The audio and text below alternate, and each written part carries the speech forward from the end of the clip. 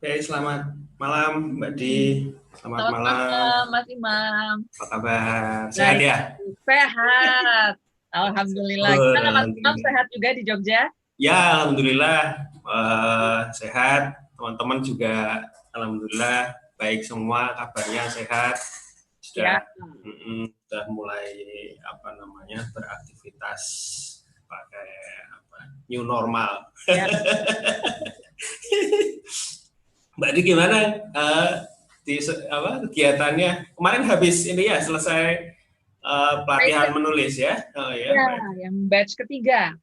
Udah batch ketiga. Wah. Oh, Mas Salman ikut kemarin. Oh iya, kemarin sempat cerita betul ya. Ya. Oh, Wah, katanya Mas Imam nih berikutnya nih. siap. Yang nanti yang cepat ya. Siap. Ya, penasaran juga sih, pengen saya. Iya Lah kan? nanti yang berikutnya lah saya ikut. Ya. Ya Mbak Di, saya sapa dulu teman-teman semua yang sudah bergabung di YouTube Bentang, di Facebook juga, terus yang nonton di website Bentang juga. Selamat malam, selamat menyimak obrolan kami hari ini, malam ini gitu. Jadi malam ini kita akan ngobrol tentang buku terbaru Mbak Di Lestari, yaitu Rantai Tak Putus. Nah, ini buku ini masih Purwarupa ini. Oh, Ini buku oke. ya, bukunya masih Purwarupa, tapi saya tunjukkan ke teman-teman supaya teman-teman bisa lihat kalau selama ini mungkin hanya versi flatnya begitu ya Ya. di medsos Bentang. Iya, Mbak Dwi ini kemarin kan sempat ada ini juga kita bikin ngobrol-ngobrol juga sama editor tentang itu. Nah, Hmm. itu pertanyaan yang katanya ini yang sering ditanyakan itu Ya. eh, apa nih Mbak gitu, buku Uh-uh. buku baru ini tentang apa begitu. Uh. Mereka kayaknya penasaran sekali karena Ya. ini kan memang bukan buku pertama ya, non fiksi dari Kedua, Mbak betul. D ya, yang kedua kan ya, yang pertama di balik Aroma Karsa begitu. Hmm. Eh, Terus ini buku kedua tapi judulnya Rantai Tak Putus gitu, tentang apa gitu. Mungkin Mbak D Oke. bisa kasih Boleh, boleh. bocoran sedikit tentang ini bukunya. Jadi memang buku ini walaupun non fiksi saya kedua, tapi ini adalah buku yang sama sekali nggak ada hubungannya dengan topik menulis ya. Mungkin kalau Hmm. orang um, mengharapkan ketika saya nulis non fiksi itu, oh pasti seputar topik kreatif atau apa namanya menulis dan sebagainya gitu ya. Jadi memang masih ada hubungan dengan buku ataupun dengan fiksi gitu. Nah, tapi memang yang satu ini benar-benar beda. Jadi Rantai Tak Putus ini bisa dibilang non-fiksi yang barangkali jatuhnya di genre kisah inspiratif ya. Jadi Hmm. Hmm. sifatnya seperti uh, saya bilang mungkin jurnalisme kreatif ya, tapi tidak berupa hanya semata-mata wawancara, tapi memang saya bingkai lagi dengan narasi yang intinya Rantai Tak Putus ini menceritakan teman-teman kita, para UMKM yang saya temui. Waktu itu saya menemui mereka ada di dua lokasi, pertama di Waru, Jawa Timur, dan di Tapin, ya, di Kalimantan. Kalimantan. Iya, jadi perjalanan ini mempertemukan saya dengan teman-teman pegiat UMKM dari bidang manufaktur sampai pertanian, ya. Dan kisah-kisah mereka ini yang kemudian saya sarikan dan saya tuangkan ke dalam buku Rantai Tak Putus karena saya kepengen tahu sebetulnya apa sih yang bisa membuat UMKM Indonesia ini maju gitu ya. Dan barangkali pertanyaannya saya mendahului Mas Imam nih, tapi barangkali pertanyaan yang lebih puncak lagi adalah kok kenapa gitu ya di Lestari nulis buku tentang UMKM Iya, gitu kan? Karena betul, betul. itu kayak nggak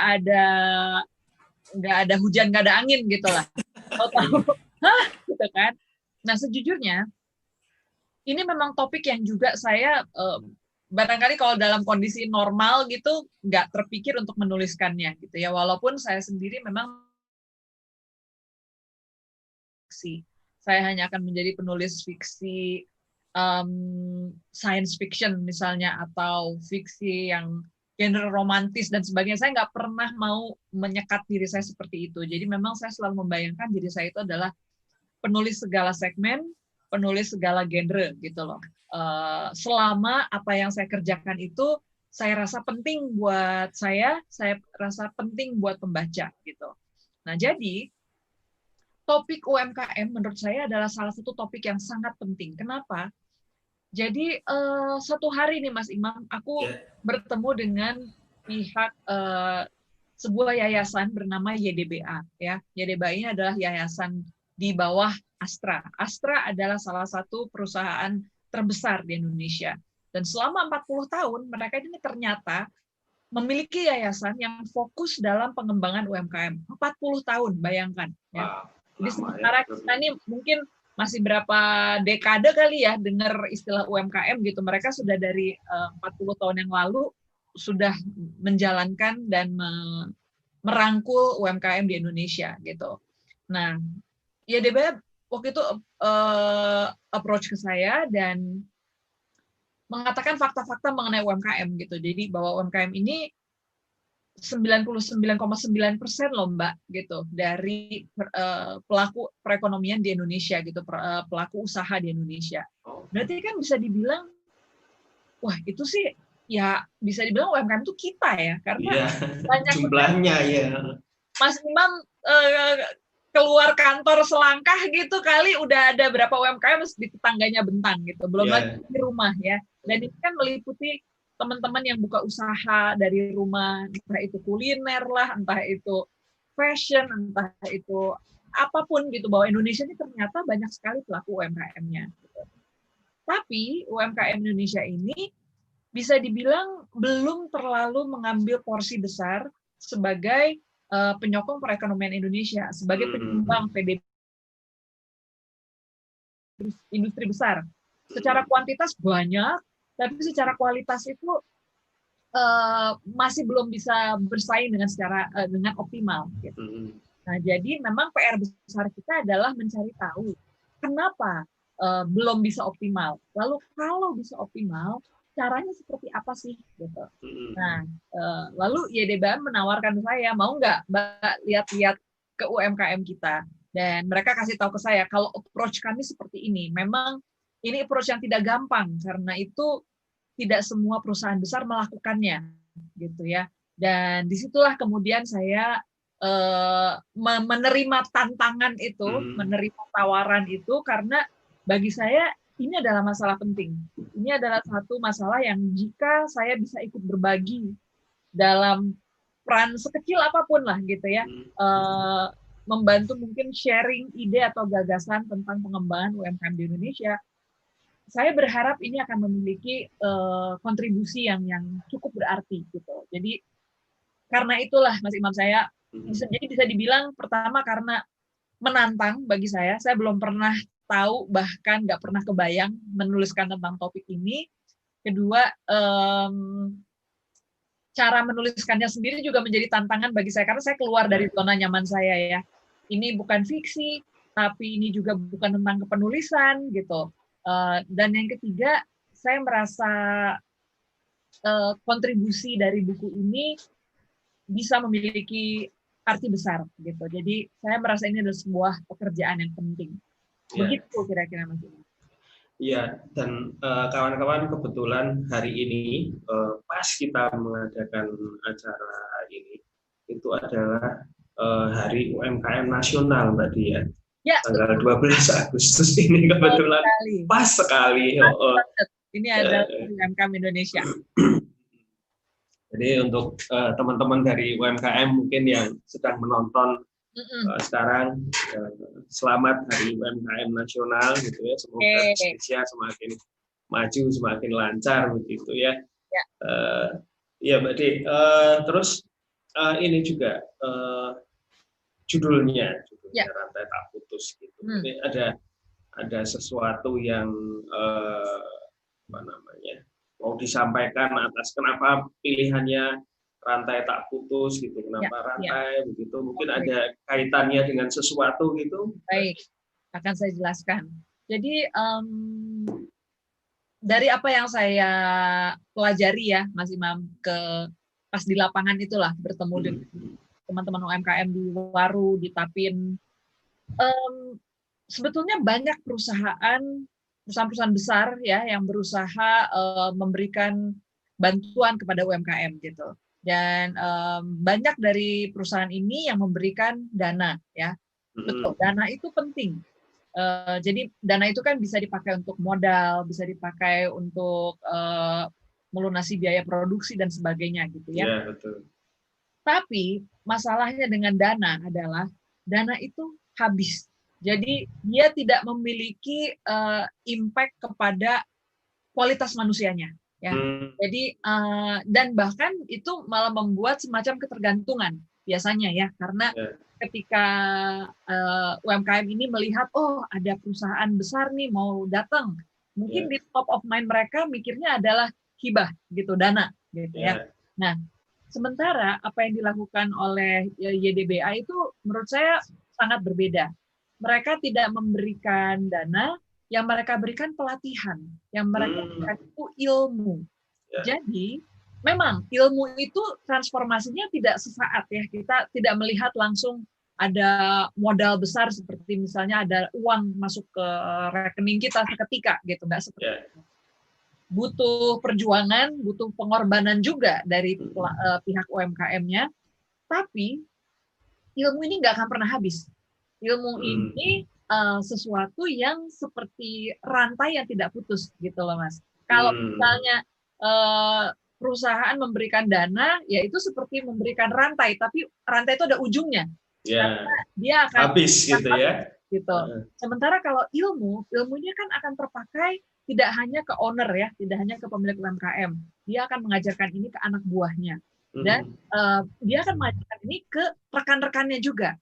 Ketika misalnya rekan-rekannya dari yang satu bidang usaha gitu melihat, loh kok teman saya jadi lebih maju, tempat pekerjaannya juga jadi lebih tertata, lebih rapi, lebih bagus. Itu kan akhirnya memberikan inspirasi kepada mereka untuk, wah saatnya nih saya juga ikut melakukan perubahan gitu. Jadi ilmu ini tuh seperti apa ya, dia menular dan dia berkembang gitu Mas Imam. Jadi bagi saya ini adalah perumpamaan bagaimana ilmu itu adalah mata rantai yang tidak putus dari mereka yang memberi ilmu, lalu diberikan ilmunya, dan kepada mereka yang menerima ilmu tersebut, bahkan ilmu ini bisa berkembang, mereka bisa memperbaiki dan menyesuaikan dengan kondisi mereka masing-masing. Ya, mungkin yang dibayangkan banyak orang itu bantuan atau hibah itu seperti ini ya, orang yang memberikan hibah itu seperti ibaratnya seperti sinterklas gitu ya, kasih hadiah begitu ya, terus ya, dalam bentuk uang, dalam bentuk barang begitu ya. Dan ini berbeda ya. Betul, seperti ngasih umpan, bukan bener ya, bukannya dia ngasih umpan bukan kail gitu loh. Ya. Bener kan? Ya benar. Ya, betul. Ya. Itu berapa lama Mbak proses ininya? Kan harus ketemu sama orang-orang ini juga kan ya? Harus ke lapangan, ketemu mereka gitu. Untungnya saya melakukan observasi lapangan itu sebelum pandemi. Jadi saya berangkat itu sekitar bulan Februari 2019 berarti ya. Jadi sebetulnya rencana pembuatannya sendiri sudah dari 2019. Tapi 2020 itu sebetulnya saya mulai penulisan. Jadi memang ini buku yang saya tuh sebetulnya akhir tahun itu sedang menulis fiksi, Mas Imam. Lagi nulis fiksi. Ini kabar gembira teman-teman ya. Kabar gembira. untuk membaca buku dia. Ya. Nah, lalu datang tantangan YDBA ini ya, dengan rantai tak putus ini gitu. Dan karena memang kami mengejar untuk bisa muncul di pertengahan tahun 2020, juga pas dengan momen si Hari UMKM ini, akhirnya saya putuskan untuk yang proyek saya itu saya tunda dulu, untuk proyek fiksinya saya tunda. Saya kerjakan ini dulu. Jadi sekitar mungkin proses penulisannya memakan waktu 3 bulan di luar riset ya, di luar riset memakan waktu 3 bulan, di luar editing. Setelah itu baru saya mulai tektokan dengan Mbak Dewi Berta dari Bentang, editor Rantai Tak Putus. Ya sudah, habis itu kita mulai produksi nih. Dan itu pun sebenarnya masih dengan tanda tanya ya, masih karena begitu pandemi kan kita, wah ini gimana nih dunia penerbitan, pembaca seperti apa, kayak satu peta baru lagi gitu yang berubah sama sekali. Ya, untunglah akhirnya tetap bisa kita rilis buku ini, walaupun memang sedikit mundur ya dari target awal gitu. Cuma ya saya yakin ya segala sesuatu sudah diatur waktunya, jadi memang mungkin inilah waktu yang terbaik untuk Rantai Tak Putus bisa rilis. Mbak Di berarti ini ya ke Jawa Timur, ke Kalimantan, ya, ketemu orang-orang ini. Ada berapa orang Mbak Di yang ditemui? Oke, jadi dari manufaktur itu saya ketemu dengan yang saya wawancaranya cukup lama ya, itu 3 orang. Tapi kemudian saya ketemu lagi dengan asosiasinya. Jadi kami sempat ngumpul puluhan orang deh, kita ngumpul bareng, ngobrol-ngobrol, ketawa-ketawa, pokoknya itu lucu sekali lah. Saya baru kali itu dikelilingi para pengusaha manufaktur, jadi apa ya, leluconnya, guyon-guyonnya tuh khas mereka ya? Ya khas gitu, khas. Lalu saya ke Tapin, di Tapin itu saya juga bertemu dengan 3 petani yang utama, dan juga ada satu kelompok tani. Nah, di kelompok tani ini, aduh, itu Mas Imam, makan siang tak terlupakan. Saya harus gimana itu? Jadi pertama-tama saya nggak pernah membayangkan agrikultur itu ada di Kalimantan, karena kan memang kita tahu pertanian tanahnya itu kurang cocok ya. Pertanian itu kan di Jawa lah ya gedenya, gitu ya. Jadi ketika saya lihat ke sana pun, kok bisa sih tanahnya kondisinya berbeda sekali. Dari mulai warnanya, teksturnya, cenderung berbatu, karena kan dia daerah tambang ya. Tapi itu terong terbesar yang pernah saya lihat ya. Dan pas digoreng Mas Imam, ya ampun enaknya luar biasa ya. Jadi hari itu saya dijamu makan siang di sebuah lahan yang memang merupakan binaan sekelompok tani gitu. Jadi tanahnya hektaran dan ada puluhan petani lah yang mengerjakan mengerjakan lahan di bidang tersebut gitu ya. Nah, kita bikin tenda tuh Mas Imam. Lalu saya makan di sana. Kalimantan kan terkenal ikan-ikan sungai ya. Jadi ya ikan sungai lengkap, terus ada lalapan, sayuran, sama si terong goreng itu. Ya, itu ya Mas, salah satu hal yang membuat saya dibincangkan, bukan oleh kan mungkin mereka juga nggak ngeh ya siapa Dewi Lestari gitu loh. Iya. Yang membuat saya diperbincangkan di sana adalah saya nambah 4 kali Mas Imam. Jadi lebih banyak daripada mereka semua para petani ya, yang mungkin padahal udah lebih capek ya, mereka udah kerja dari pagi tuh. Sampai 4 kali lo nambah, ya ampun. Sampai mulai malu, tapi gimana ya, enak. Aduh, kacau.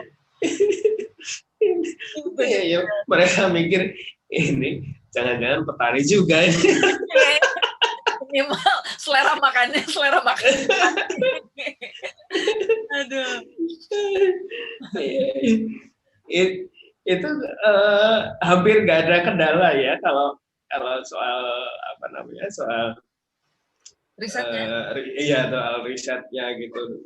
Mereka cenderung kooperatif juga. Kayaknya asik gitu ya, orang-orangnya asik. Iya, betul. sepertinya memang mungkin kan pasti banyak ya petani-petaninya banyak, tapi sepertinya memang dari pihak para fasilitator, fasilitatornya juga sudah memilih mereka yang kemudian diajak bicara sama saya gitu. Jadi mereka ini yang udah dianggap paling tahu dan sudah biasa mempresentasikan apa yang mereka kerjakan di sana gitu. Dan bahkan ada satu petani di Tapin, petani cabai namanya cabai hiung. Pernah dengar nggak Mas Imam? Belum pernah. Apa itu? Cabai hiung itu adalah cabai terpedas di Indonesia. Jadi kira-kira, aduh aku lupa berapa kali ya. Pokoknya cabai itu tuh ada unitnya secara saintifik ya, dia bisa diukur tuh tingkat kepedasannya. Tingkat pedasnya. Gitu. Nah, jadi mungkin kalau apa sih tuh istilahnya, kalau sambal jontor gitu kali ya, pokoknya kan pedas banget gitu. Nah, ya, ada level 1, level 2, level 3 gitu. Tapi ini bahan mentahnya. Jadi bahan mentahnya dari rawitnya itu sendiri tuh pedasnya bisa, kalau tidak salah 11 kali dari cabai biasa. Jadi pedas banget. Nah, ini petani cabai hiung saya temui. Bapak ini bahkan tidak bisa bicara bahasa Indonesia sebelumnya. Jadi karena dia mulai dibina, kenal sama para fasilitator, dan kemudian mendapatkan pelatihan, penyuluhan, akhirnya dia menjadi orang yang paling berpengetahuan di desa tersebut gitu. Dan dialah yang kemudian bicara kepada halayak, kepada media dan sebagainya. Sekarang lancar banget bahasa Indonesianya, dari nggak bisa bahasa Indonesia loh. Jadi unik-unik sekali pengalaman saya bertemu dengan para UMKM ini, dan saya juga berkesempatan untuk ngobrol dengan para fasilitatornya. Nah, ini juga tidak kalah menarik Mas Imam, karena sekarang saya melihat dari sisi yang berbeda ya. Setelah mereka yang diberi ilmu, sekarang mereka yang memberi ilmu gitu. Jadi tantangan yang mereka temui di lapangan, kemudian apa saja sih yang menjadi paling sulit diubah dari UMKM kita tuh apa gitu. Dan kemudian cara-cara mereka, dan ini menarik sekali, cara-cara mereka untuk membujuk atau untuk kemudian mendekati UMKM ini pun berbeda-beda, karena setiap daerah itu kan punya kultur masing-masing ya gitu. Mereka harus mengenal gimana nih cara paling baik untuk mendekati gitu, dan macam-macam, dari mulai traktir es krim, setiap kali datang traktir es krim gitu ya, ada yang bawa es kelapa gitu. Terus sampai akhirnya terjadi sebuah relasi, sebuah hubungan yang mengharukan sebenarnya menurut saya, karena pada akhirnya mereka tidak lagi melihat itu sebagai sebuah pekerjaan belaka, tapi juga sebagai persahabatan antara mereka dengan UMKM yang mereka bina gitu. Menarik. Iya. Itu waktu riset fasilitator juga ikut menemani ya, ikut menemani, mendampingi begitu. Betul. Karena saya juga perlu tahu sudut pandang mereka seperti apa. Jadi memang mereka yang jadi guide saya lah di sana gitu ya. Mbak. Ya. Itu kalau apa Mbak? Kalau menulisnya nggak lama ya? Menulisnya saya memang waktu itu benar-benar berhenti dari semua proyek penulisan. Termasuk yang novel sedang proses itu langsung stop nulis yang ini gitu. Langsung stop dulu. Ya. Jadi betul-betul fokus setiap hari mengerjakan selama 3 bulan tuh di nggak bertulis. Dan pas kebetulan gitu baru mulai pandemi. Jadi suasana saat itu, kalau sekarang kan mungkin udah lama-lama udah terbiasa ya, tapi kan waktu itu memang benar-benar kita, walaupun saya memang udah banyakan di rumah sih Mas Imam, tapi kayaknya saat itu jadi momen yang pas banget buat happy, buat fokus di rumah gitu. Jadi saya ngerasa saat itu terdukung lah, walaupun 3 bulan, tapi ternyata pas saya cek, wah ini ternyata lebih tebal dari yang saya duga, karena tadinya saya pikir ini mungkin nggak akan terlalu tebal nih bukunya, pas jadi lumayan juga ya. Gitu. Kalau apa yang Mbak ditemukan di lapangan dengan ini para narasumber yang sangat inspiratif ini, favorit Mbak Di yang siapa? Ceritanya, Oh. wah susah ya. Tapi saya kagum banget sama gini. Kalau yang paling dramatis itu ada cerita pembuka. Makanya saya jadikan cerita pembuka. Itu kisahnya Mas Agus. Mas Agus dari ya. Ya gitu. Dan Mas Agus ini orangnya sangat ekspresif. Jadi cerita dia tuh seru banget gitu ya. Dan karena saya kan penulis fiksi ya, mau nggak mau yang insting saya tuh langsung menangkap, wah ini unsur dramatisasinya mana nih gitu. Dan saya melihat ceritanya Mas Agus ini memang paling paling enak untuk diolah menjadi sesuatu yang rasanya kayak fiksi. Makanya saya taruh di depan. Itu yang saya sebetulnya pengen tahu juga sih Mbak, karena Mbak Di penulis fiksi gitu, terus menuliskan kisah non fiksi gitu, seberapa tantangannya seberapa besar gitu. Kalau buat saya sih sebagai pembaca gitu, orang membaca buku ini, ya saya merasakan sekali Mbak Di sebagai penulis fiksi di sini gitu ya, dari cara menulisnya gitu. Nah, itu teknik yang disengaja atau karena saking antusiasnya dengan para narasumber ini gitu. Waktu itu memang ada beberapa pertimbangan dan keputusan kreatif yang saya ambil saat itu gitu. Jadi pertama, saya tidak mau menjadikan buku ini seperti buku wawancara. Dan saya juga tidak mau menjadikan buku ini tidak personal, artinya saya tidak ada di sana. Dalam Rantai Tak Putus kan saya memasukkan diri saya ada, jadi maksudnya pembaca itu tahu bahwa saya sedang Dewi Lestari yang sedang melakukan perjalanan gitu loh. Jadi sayanya secara personal masuk gitu. Kemudian saya juga mengambil rujukan-rujukan dari artikel-artikel non-fiksi yang saya suka. Nah, yang saya suka itu memang rata-rata stylenya kayak begini, Mas Imam. Jadi saya suka style yang nggak kering, ya, artinya ada sentuhan personal di situ. Lalu pas dibaca memang terasa mengalir gitu ya, dan ada sepertinya si penulis tidak mengambil jarak gitu dengan pembaca maupun objek yang dia ceritakan.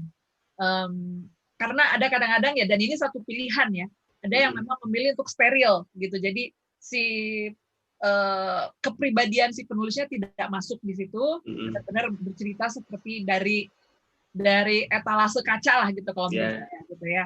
Nah, itu beberapa pilihan yang memang bisa saya ambil, tapi akhirnya saya memilih dengan style yang saya terapkan di Rantai Tak Putus. Pertama, karena saya merasa bahwa satu hal yang mungkin spesial dari buku ini adalah memang karena sayanya ikut di situ gitu, Mas. Jadi karena kalau misalnya yang dibutuhkan adalah seorang penulis non-fiksi saja gitu, sebetulnya siapapun bisa menuliskan buku ini mungkin dengan sama baiknya atau bahkan lebih baik gitu. Tapi uniknya itu kan karena memang ada satu pribadi ataupun satu persona yang hadir di dalam cerita tersebut gitu ya. Jadi itulah saya kemudian memutuskan memakai style ini, walaupun memang saya juga harus mengakui ini adalah style yang masih nyaman bagi seorang penulis fiksi, karena kiat-kiat dari dunia fiksi itu saya masih terapkan di dalam Rantai Tak Putus ya, dari mulai adegan pembuka. Itu kan saya kemudian seperti menceritakan Mas Agus sebagai karakter ya, sebagai sebagai tokoh gitu dalam sebuah cerita kehidupannya sendiri, tapi cara saya mengungkapkan Mas Agus itu sama seperti ketika saya mengungkapkan cerita fiksi saya gitu. Iya, betul. Ya, itu kerasa ya Mas Imam ya? Ya, kerasa sekali. Kerasa sekali yang saya sebut tadi, kalau saya bilang tadi rasa Mbak Di sebagai penulis fiksi itu kelihatan banget di gaya penulisannya gini. Saya mungkin coba kutipkan ya dari buku ini supaya teman-teman mungkin agak terbayang seperti apa. Jadi ini cerita tentang Mas Agus tadi ya, di bagian awal. Waru 2005. Sebuah mobil bak bermesin diesel bergerak bimbang di tol Romo Kalisari yang lengang pada malam buta. Posisinya berangsur merapat ke kiri, mendekati truk-truk bermuatan besar yang bergerak lamban. Separuh rodanya di lajur darurat, separuh lagi di lajur lambat. Ini kan sudah seperti baca novel ya. Ya, benar, sangat deskriptif kan ya. Ya, sangat deskriptif. Ya. Jadi saya seperti baca buku Mbak Di yang fiksi gitu penggambarannya. Siapa nih tokoh Agus? Iya, benar.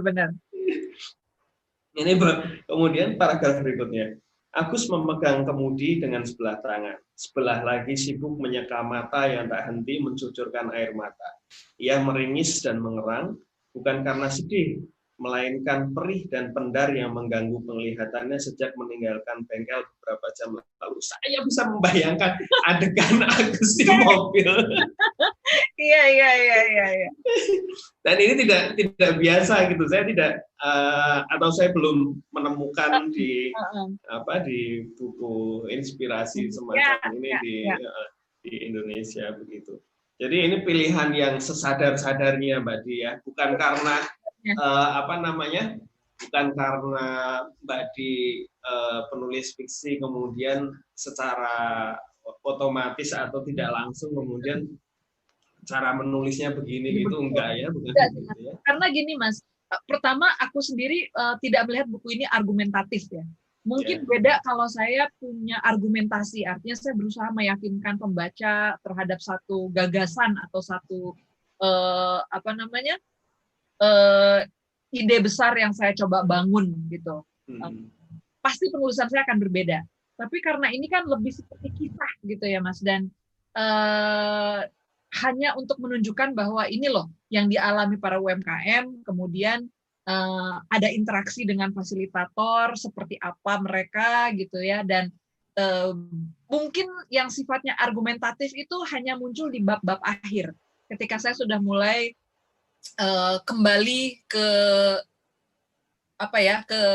saya merefleksikan apa yang sudah saya jalani dan alami bersama para UMKM dari hasil pengamatan saya gitu. Itu mungkin di bab akhir mulai terasa sedikit argumentatif, tapi ketika di bab awal ini karena memang semuanya adalah manusia-manusia dengan cerita kehidupan yang berbeda-beda. Nah, inilah kemudian saya mengambil cara bercerita yang menyesuaikan dengan itu gitu, Mas. Nanti saya langsung kebayangnya ini Agus nanti gimana ya? Seperti saya membaca Aroma Karsa atau Supernova begitu. Aku sampai telepon ke masing-masing narasumber, terus aku bilang, Mas Agus, jangan kaget ya nanti kalau baca bukunya, bilang gitu. Mungkin Mas Agus, emang aku ngomong kayak gini ya? Saya harus semi membuat Mas Agus ini seperti karakter Mas gitu, semi mengarang. Walaupun akhirnya saya klarifikasi, maksudnya saya cek lagi. Saya kasih tahu, Mas Agus, ini bener nggak kejadiannya begini, jamnya jam berapa, lalu siapa yang datang, dan sebagainya, itu saya cek ulang gitu ya. Tapi ketika awal saya menulis, Mas Imam, kan saya nggak mungkin ngecek terus-terusan. Jadi saya tulis aja, sampai nama-namanya saya karang. Sampai namanya bapaknya Mas Agus itu saya karang aja siapalah gitu, siapa namanya saya ambil cabut-cabut gitu. Baru terakhir saya tanya lagi, Mas, nama bapaknya Mas Agus siapa ya? Baru saya ganti. Nama sahabatnya Mas Agus di bengkel tuh siapa? Baru saya ganti gitu. Jadi awal itu saya ngarang dulu, agak kayak nulis fiksi sebetulnya pas prosesnya. Iya. Tapi buat saya ini pengalaman baru ya, membaca kisah inspirasi dengan gaya bercerita semacam ini. Seperti membaca novel. Lestari. Kalau untuk pembaca tadi, sebetulnya apa yang mereka bisa tangkap dari kisah para pelaku UMKM ini. Mungkin tidak hanya para pelaku UMKM-nya sendiri gitu ya, yang jumlahnya ada berapa 99% usaha 99,9 Mas. 99,9 gitu. Tapi juga mungkin untuk orang yang bukan pelaku UMKM gitu, baca gitu. Apa sih yang bisa diperoleh gitu? Oke. Pertama, kemajuan itu memang tidak gampang, Mas Imam, dan butuh pengorbanan ya. Jadi ketika kita mau berubah gitu, kemajuan itu diberikan kepada mereka yang mau berubah, dan kemajuan itu bukan sesuatu yang dikasih, tapi sesuatu yang dicapai. Jadi itu sesuatu yang memang perlu diperjuangkan gitu ya, sehingga banyak yang saya temui UMKM kemarin yang hasil dari Waru dan Tapin gitu ya, memang yang paling sulit adalah untuk menerima perubahan, untuk kemudian merasa bahwa saya kalau segini doang, saya jalan di tempat gitu. Tapi saya harus mau untuk maju dan berubah. Itu memang mindset yang tidak gampang gitu ya. Dan kemudian mereka juga kemudian tidak mengejar order. Maksudnya bukan sekadar mengejar order, itu adalah efek dari kemajuan yang mereka terapkan di dalam lingkungan kerja gitu. Nah, ini kan sesuatu yang biasanya yang menjadi iming-iming duluan adalah saya dapat order nggak gitu ya, atau saya bisa dapat harga bagus nggak, siapa yang mau jamin harga saya dan sebagainya. Padahal itu adalah datang dari kontribusi mereka sendiri gitu, datang dari perbaikan sistem yang mereka lakukan. Jadi memang yang saya suka dari pendekatan yang dilakukan YDPA itu adalah peningkatan kualitas manusianya. Begitu kualitas manusianya berubah, apapun yang ia kerjakan ikut berubah gitu. Baik dari cara mereka menata bengkelnya, cara mereka menata lahan pertaniannya. Bayangin Mas Imam, aku ke saung nih, kebayangkan saung yang kayak bambu gitu ya di Kalimantan. Itu mereka ada tata cara, aturan, terus tata tertib. Jadi ini siapa yang mau baca gitu ya? Mereka kan mungkin cuma sekitar 5 orang kali ya, si pemilik lahan dan mungkin beberapa petani yang membantu mereka. Tapi mereka bilang bahwa ini adalah mindset, Mbak, gitu. Kalau memang nggak kita taruh di sini, kita mungkin satu hari akan lengah, kita naruh alat kita sembarangan, kita nggak lagi teliti menyelesaikan pekerjaan kita hari itu gitu. Jadi sampai ada tata cara dan sebagainya di saung gitu. Jadi bagi saya ini kan sesuatu yang hal kecil sebetulnya gitu ya, tapi luar biasa dampaknya karena belum tentu banyak petani yang memikirkan hal ini gitu. Dan salah satu yang saya suka banget di Kalimantan adalah karena dengan pendekatan seperti itu, banyak yang bertani itu orang-orang muda, bukan lagi. Oh ya, penting ini. Kita selalu berpikir petani itu adalah profesi generasi lama gitu ya. Anak-anak muda sekarang mana sih yang mau bertani gitu. Tapi di Kalimantan itu para pelaku tani anak-anak muda, karena sistem yang mereka coba terapkan itu sudah sedemikian bagus, menjanjikan perkembangan, potensi, hasil gitu ya. Dan jadinya semangat, mereka tuh bangga sekali jadi petani. Bahkan ada kayak kelompok tani muda yang dengan slogan mereka bahwa bangga sebagai petani dan sebagainya. Jadi semangatnya pun ikut terasa gitu ya, ikut tertular gitu. Iya, itu penting. Anak muda zaman sekarang ditanya jarang sekali yang cita-citanya ingin jadi petani ya. Betul. Rata-rata mereka jadi petani karena dapat lungsuran tanah dari orang tua dan ya udah nggak ada yang ngejalanin lagi, atau mereka melakukannya karena nggak ada pilihan gitu ya. Tapi ini benar-benar mereka melakukan itu karena mereka mau menjadikan tani sebagai profesi gitu. Ini ada komentar-komentar di YouTube. Hai Bu RT, kangen hebohnya Mbak Dewi. Bu RT. Iya, aku kalau lagi workshop nulis itu, Mas Imam, aku bertransformasi menjadi Bu RT. Ya, Oh, itu oke. aku seperti mengasuh warga-warga RT. Kemarin udah RT 03 tuh ya. Nanti masih karena batch 3 ya? Ya, betul. 04 ya. Saya pikir jadi Bu RT betulan, ini RT 03. Luar biasa jadi Bu RT. Ini ada yang tanya simbol di covernya itu simbol infinity itu kaitannya dengan rantai tak putus itu bukan, Mbak? Betul sekali. Ya, infinity itu kan berarti tak berkesudahan ya. Dan saya percaya bahwa ilmu itu ya bisa awet seperti itu gitu. Makanya kemudian digambarkan dengan formasi burung-burung ya di cover gitu ya.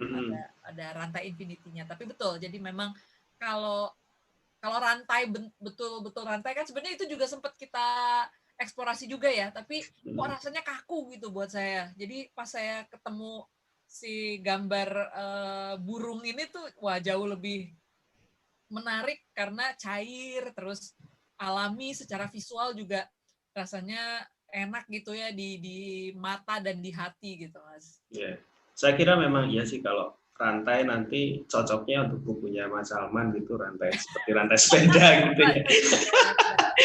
Karena Mas Salman hobi bersepeda. Bener banget.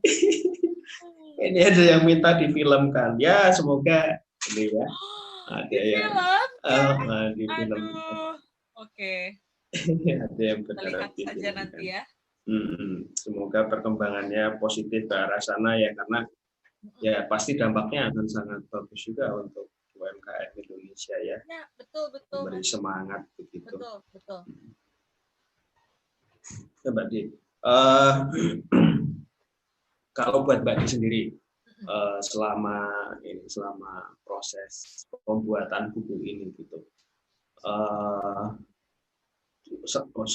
ketika ketemu para narasumbernya, kemudian mengunyah hasil wawancara dengan mereka segala macam gitu, dan juga proses penulisannya, ada sesuatu yang ini enggak ya buat Adi, sesuatu yang baru atau sesuatu yang jangan-jangan Mbak Adi terinspirasi juga gitu atau apa gitu? Iya.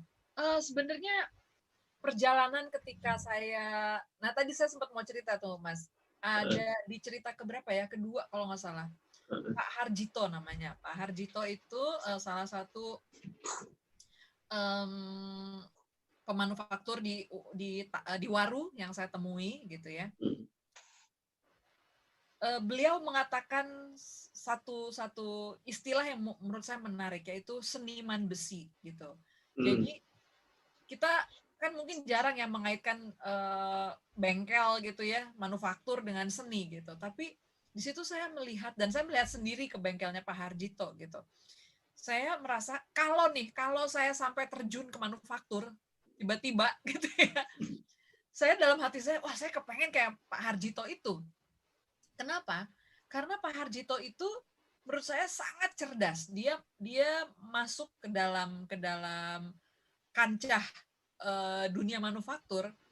Dia bermain di sebuah ceruk kecil, tapi jarang yang mainin gitu. Jadi dia menjadi salah satu pemain langka. Yakni dia mengerjakan order custom made. Ya, custom ini artinya mesin komponen-komponen yang nggak bisa didapatkan di pasaran. Jadi kalau misalnya mungkin teman-teman yang lain pada ngejar kuantitas gitu ya, mungkin 1000 plat besi atau 1000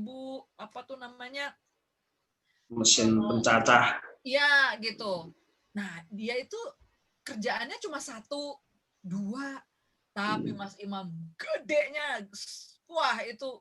Ini apa Pak? Ini ternyata rantai tongkang gitu ya. Tongkang tuh kapal pengangkut batu bara. Batu bara ya. Yang memang nggak mungkin bisa didapatkan di pasaran gitu. Jadi klien dia kecil-kecil, tapi bonafit gitu. Dia datang ke pabrik gula mengerjakan satu roda yang memang nggak dijual di mana-mana, dia harus bikin karena diameternya aja 1,5 meter gitu kan ya, bayang 1,5 meter segede gitu besi semua gitu, bahkan ada yang jauh lebih gede lagi. Nah jadi saya ngerasa wah ini pekerjaannya kayak seni gitu, satu gitu ya. Tapi ya sekali dapet itu langsung besar, dan dia nggak perlu takut sama persaingan di luar sana karena nggak banyak orang yang bisa mengerjakan apa yang dia kerjakan gitu. Dalam hati saya, wah ini kalau saya jadi pemanufaktur, saya bakal jadi Pak Harjito nih kayaknya. Nggak ada lawan ya. Bermain di ceruk kecil gitu. Suka banget tuh. Gitu Mas. Ini ada yang ini lagi ada komentar. Mbak, saya orang Kalimantan. Oh yay. Ada orang Kalimantan juga. Dan ada yang tanya juga, YDBA apa ya gitu. Mungkin tadi terlambat kita mengikuti. Ya, tapi nggak apa-apa saya ulang lagi. Jadi YDBA ini adalah sebuah yayasan di bawahnya Astra ya. Jadi Astra ini, PT Astra Indonesia membuat sebuah yayasan dari 40 tahun yang lalu. Yayasan ini fokus untuk memajukan UMKM. Nah, yayasan inilah yang kemudian mengajak saya menulis buku Rantai Tak Putus gitu, karena mereka merasa bahwa ini ada satu spirit yang layak untuk dibagikan ke masyarakat gitu. Dan kayaknya kalau yang nulisnya penulis populer gitu, maksudnya penulis yang yang publik gitu ya, bukan buku internal perusahaan gitu yang baca karyawan-karyawannya doang gitu. Ya ini menjadi sesuatu yang lebih menarik untuk digarap gitu. Nah, jadi karena YDBA membuka jendela itulah kemudian akhirnya saya tertarik untuk mengerjakan Rantai Tak Putus. Oke. Ya, jadi buat yang penasaran YDBA itu apa? Terus ya buat teman-teman semua yang pengen ikut program pre-order buku ini, itu bisa pesan di sini. Di bawah sini ada. Oh, udah nggak ada running text-nya. Ya masih. Tadi ada running text-nya di bawah sini. Saya udah pede sekali nunjuk kayak gini, ternyata running text-nya udah hilang. Aduh, ini kawan. Bisa dilihat pastinya ya infonya di akun Instagramnya Bentang Pustaka, IG-nya Bentang Pustaka, atau di Mizan Store pasti ada. Betul. Saya juga di Lestari pasti akan ada infonya juga. Ya di medsos Bentang, di medsos Mbak Di, atau kalau mau pesan sekarang bisa di bit.ly. Ya. Udah muncul tulisannya di sini. Pakai ini aja Mas, karton Mas Mas. Biar saya nggak usah bacain gitu, tinggal tunjuk di sini gitu. Sampai tanggal berapa Mas Imam? Sampai tanggal 31 ya. Tapi karena ada edisi tanda tangan Mbak Di terbatas, jadi teman-teman bisa segera pesan biar nggak kehabisan tanda tangan Mbak Di. Gitu ya, ini penting banget tanda tangan Mbak Di. Tanda tangan basah lagi ya. Tanda tangan basah lagi. Mbak Di mau pakai kecap nggak? Aduh, jangan saya belum tuh. Kasian. Saya tanda tangan aja sendiri biar nggak apa-apa. 1.000 juga, bahkan nambah ya kemarin ya Mas Imam. Iya, nambah. Waduh, luar biasa. Karena permintaan teman-teman di lapangan gitu ya, ini pembelinya teriak-teriak ini jumlahnya terlalu sedikit gitu ya, sudah kita tambahin. Dan alhamdulillah Mbak Di mau nambah ya. Ya oke lah gitu. Selain dari Aroma Karsa. Oh iya betul. Ini kecil ya, nggak ada apa-apanya ya. Kalau untuk ini Mbak Di, untuk teman-teman yang mau belajar menulis non fiksi gitu, ada ini nggak ada tipsnya gitu? Ada tipsnya, oke. Memang sangat tergantung non fiksi seperti apa yang mau dikerjakan, karena non fiksi pun punya banyak ragam ya. Jadi tidak hanya satu, tapi bermacam-macam, dan bahkan setiap topik itu biasanya melahirkan gaya yang berbeda gitu. Seperti saya bilang tadi, ada gayanya yang argumentatif, ada gayanya yang deskriptif gitu ya. Tapi tentu pasti ada fondasi dasar yang mana baik menulis non-fiksi ataupun fiksi akan diuntungkan kalau teman-teman menguasai fondasi ini. Ya, pertama adalah tulisan itu pada akhirnya harus memikat dan mengikat gitu ya. Yang dipikat adalah kepedulian pembaca ya, dan yang diikat adalah atensi. Jadi ketika mereka mau meluangkan waktu dan perhatian untuk membaca tulisan kita, pasti ada sesuatu dalam tulisan itu ya. Dan itu biasanya terbangun dari struktur yang baik ya. Meskipun non fiksi pun pasti punya struktur, karena biasanya kan kita tahu ada pembukaan ya. Kalau di skripsi misalnya ada latar belakang masalah dan sebagainya. Intinya semua tulisan itu yang baik adalah tulisan yang punya struktur. Jadi seperti tubuh kita ya, kalau tulang belakangnya kokoh kan dia juga jadinya jejek ya. Nah, jadi kuasai struktur yang baik. Kedua adalah ya membuat kalimat yang tidak hanya punya makna tapi juga punya rasa ya. Jadi ini tentu harus dieksplorasi dengan kosakata, dengan berlatih menyusun kalimat, dan coba eksperimen dengan berbagai macam susunan unsur dan sebagainya gitu ya. Memang akhirnya tidak ada cara lain untuk menulis selain menulis. Ini nggak ada jalan pintasnya. Jadi semakin kamu sering menulis, jam terbangnya makin tinggi, pasti akan semakin lancar. Dan intinya adalah bagaimana yang ada di dalam kepala kita, sejernih-jernihnya itu bisa tertransfer ke pembaca. Ya, jadi minim distorsi. Nah, gitu menurut saya. Jadi minim distorsi. Gitu. Ya, jadi jangan berhenti saya ingin menulis gitu ya. Tapi kalau mau menulis ya menulislah gitu ya. Betul. Ini apa namanya soal gaya menulis tadi itu. Tadinya kan saya membayangkan setiap bab gitu akan selesai dengan satu tokoh gitu yang biasanya saya temukan dalam buku-buku dengan banyak banyak karakter gitu, banyak tokoh gitu, itu biasanya dibagi per bab gitu kan. Si A itu selesai di satu bagian, si B satu bagian, dan seterusnya gitu. Nah, kalau di buku ini saya lihat pakem itu tidak terlalu bukan diikuti apa ya, dipakai atau gimana ya, tidak terlalu ini sesakok itu di sini gitu Mbak. Iya. Ya. Sebetulnya sih kalau secara struktur ya sederhananya ya Mas ya, aku bercerita pertama tentang Waru, jadi Waru saya habiskan dulu, kemudian saya pindah ke Tapin, baru kemudian saya bicara dari sudut pandang fasilitator ya, dan kemudian baru tentang spirit dari Yayasan Dharma Bakti Astra itu sendiri gitu, dan nilai-nilai apa sih yang mereka coba terapkan gitu. Dan sebetulnya menarik sekali karena ketika di dalam salah satu nilai yang mereka terapkan ada kaizennya juga, dan ini kan kemarin ini buat para penghuni RT 03 harus dengar ini. Iya. Mungkin 01 dan 02 juga hadir. Oh iya.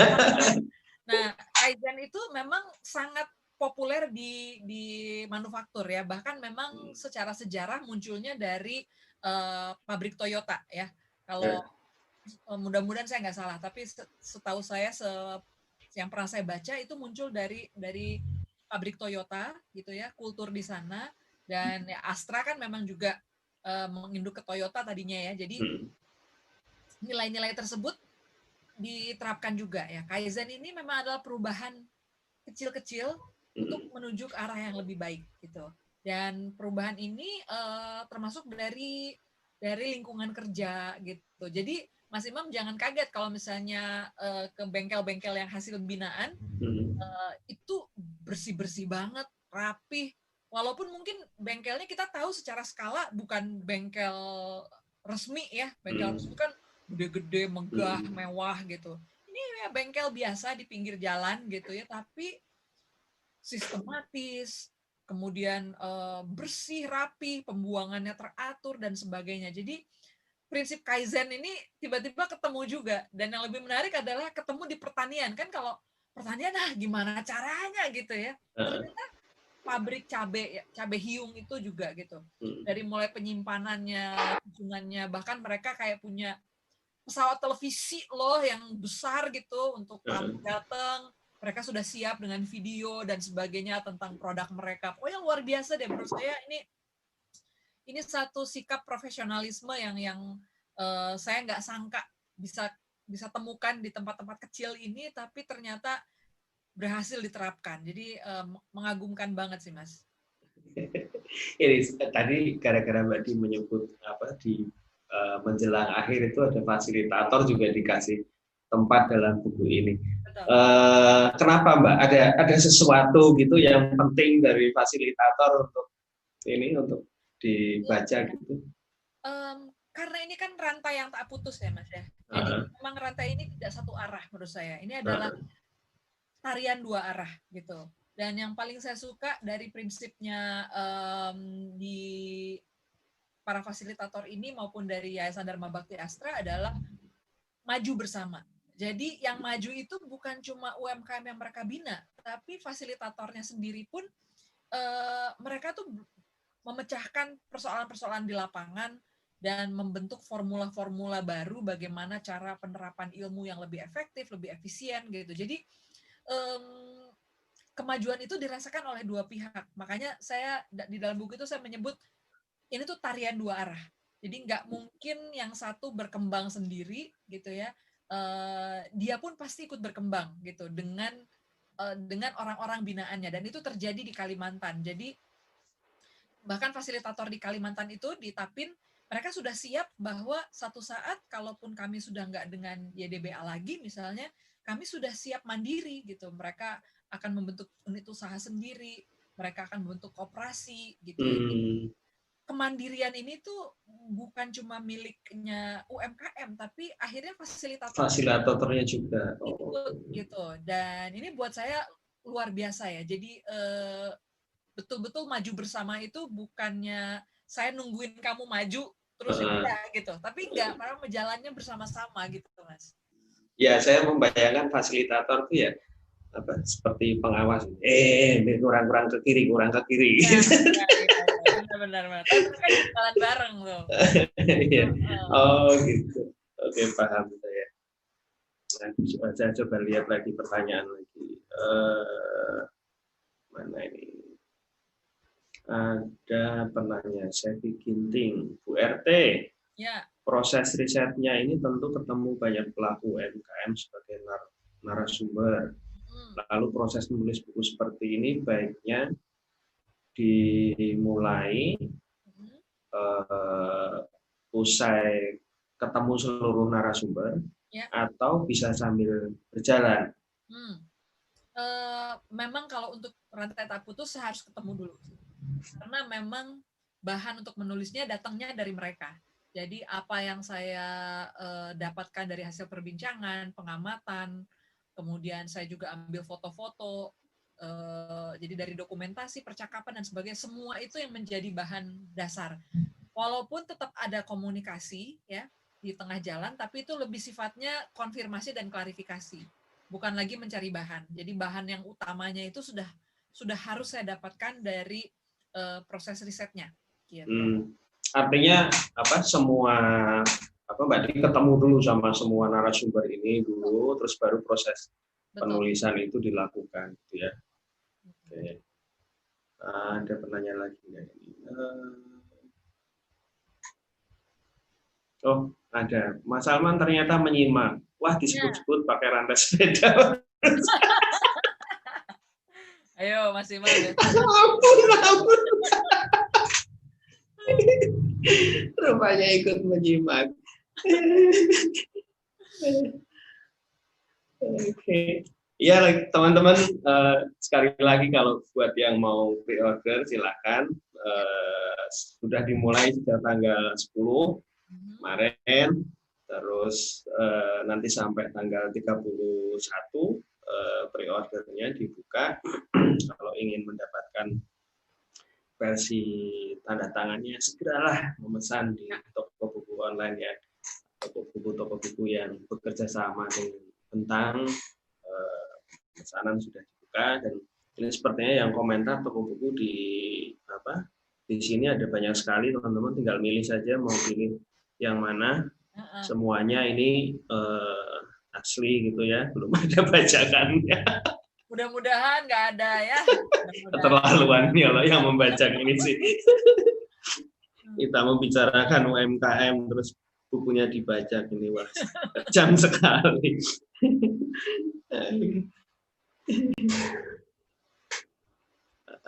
Ada ini Mbak Di, pesan khusus gitu untuk para calon pembaca buku Rantai Tak Putus. Bacalah buku ini dengan hati terbuka, ya, dengan pikiran terbuka, terutama jika Anda pelaku UMKM.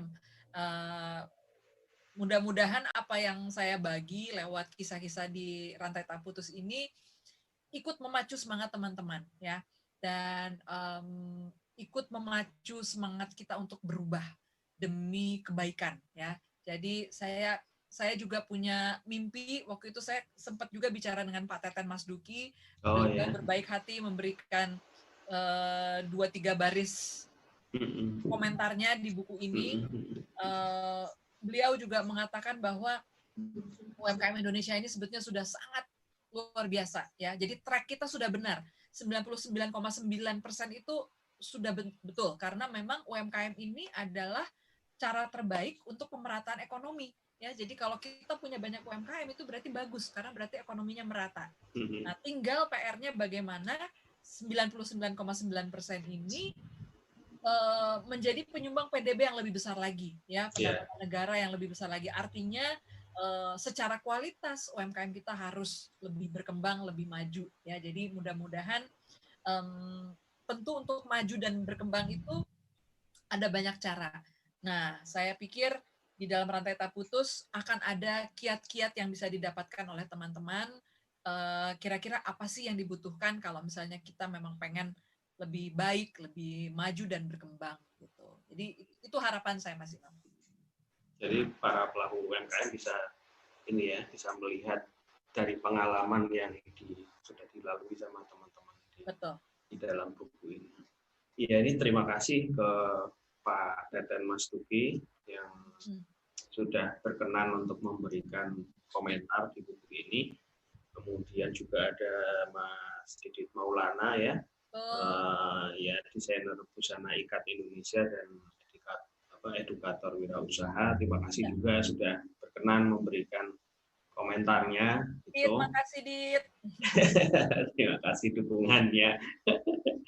Kemudian juga ada Mas Yoris Sebastian, ya, beliau penulis, founder OMC Consulting dan edukator wirausaha. Terima kasih juga sudah kasih komentar. Terima kasih Yoris. Ini memang orang-orang yang sangat dekat dengan para entrepreneur, dengan UMKM, ya Mas ya. Jadi saya juga bersyukur memang punya teman-teman yang bergerak langsung di bidang itu, sehingga mereka ikut menyambut baik lahirnya Rantai Tak Putus.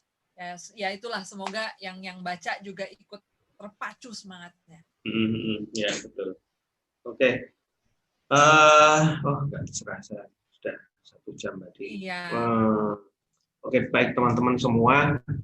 Terima kasih atas waktunya, sudah menyempatkan waktunya untuk dengerin kita ngobrol tentang buku terbaru Mbak Di ini.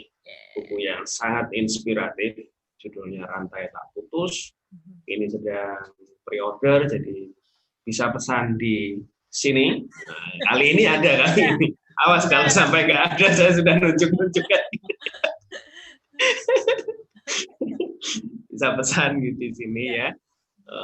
Kalau misalnya ketinggalan ya nanti tinggal dicek saja di medsos kami Bentang Pustaka, di Instagram Mbak Di Lestari, bisa dilihat di situ pesannya di mana.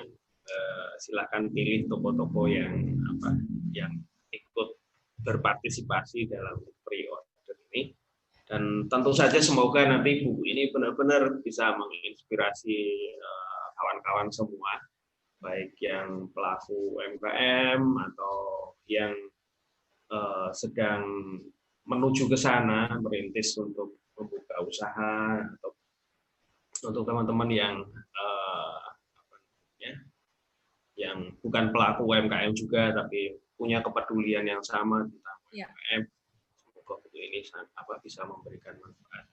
Oke, terima kasih Mbak Di atas waktunya, atas kesempatannya obrolan kita ini. Saya juga boleh titip terima kasih Mas ke para toko buku yang sudah semangat. Tiap hari saya di tag story itu banyak teman-teman ikut mengampanyekan buku ini. Makasih sekali, dan juga untuk para pembaca tentunya yang sudah dengan antusias ikut dalam program pre-order. Buat Bentang Pustaka tentunya makasih banget ya. Dan mungkin teman-temannya DBA ada yang ikut nonton, teman-teman UMKM dari kelompok-kelompok yang sempat saya temui kemarin di Waru maupun di Tapin. Kalau misalnya ada yang menonton, salam hangat dari saya.